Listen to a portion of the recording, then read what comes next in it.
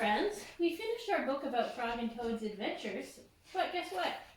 I have a book that is about Frog and Toad, and it's not stories about them, but it's poetry or poems all about Frog and Toad.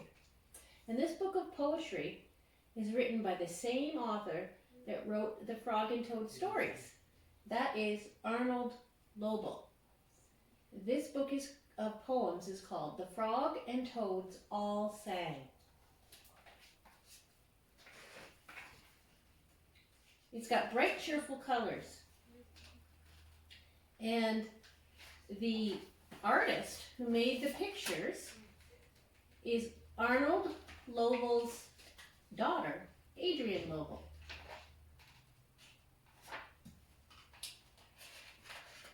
The Frogs and Toads All Sang.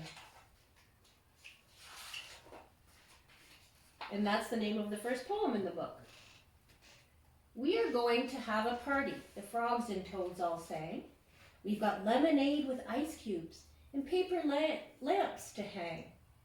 The ladies wore long dresses and the gentlemen wore pants. The orchestra was ready, so they all began to dance. They danced in the meadow, they danced in the street, they danced in the lemonade just to cool their feet. Oh, how would your feet feel if you danced in lemonade? It'd be pretty sticky, I think. The next poem is called Miss Frog Went in the Kitchen. Miss Frog went in the kitchen to bake some apple pies. The little frogs were watching with hunger in their eyes. Miss Frog went in the kitchen to make a sugar bun. The little frogs were waiting until the bun was done. Have you ever been waiting in the kitchen for something that smelled so yummy to finish cooking? But when the stuff was finished and cooling on the shelf, Miss Frog cried, "Go away, you fools!" And she ate them all herself. Wow. That wasn't very kind or very generous, was it?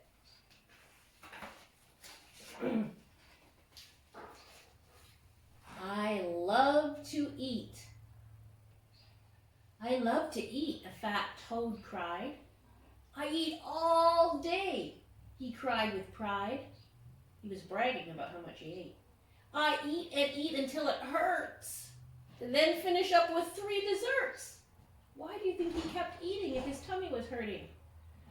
And when the evening darkness comes, I light the lamp and I eat the crumbs.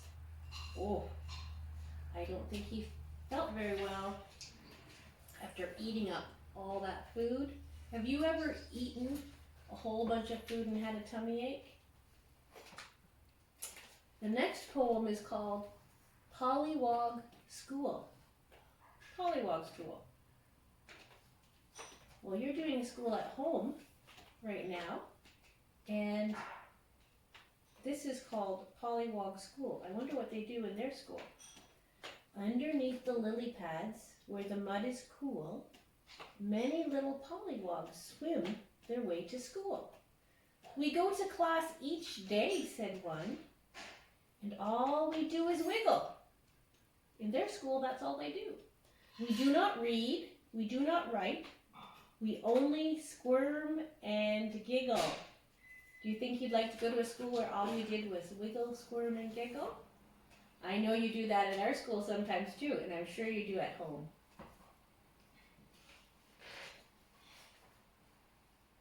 We're going to learn a little bit later when we talk more about amphibians and science what pollywogs are. You keep thinking about that. Oh, this poem is called There Was a Frog. You see the picture of the frog in his car? Do you think a frog can drive a car? There was a frog who had a car. He drove it fast and he drove it far. He traveled 50 days and nights and never looked at the traffic lights. Uh-oh, that's pretty dangerous. He's not following the traffic rules. I learned to drive quite easily, but I never learned to stop, he said. Yikes.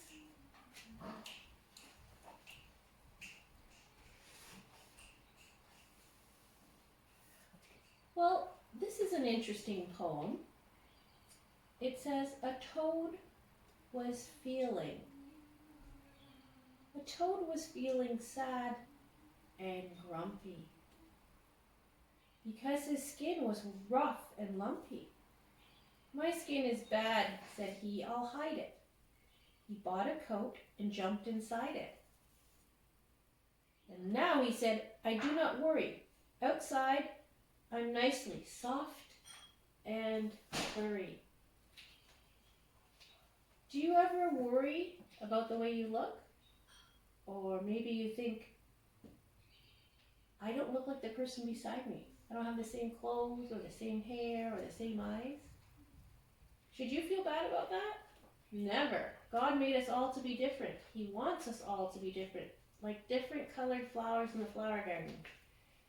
You are special, and you should never cover up who you are. Just be yourself. Be who God made you to be. And the last poem in this book is called One Summer Night. One summer night in early June, a frog looked upward at the moon. He said, I'll jump right on that thing without the use of a jet or string. He counted 3, then jumped quite high and hit the moon in late July.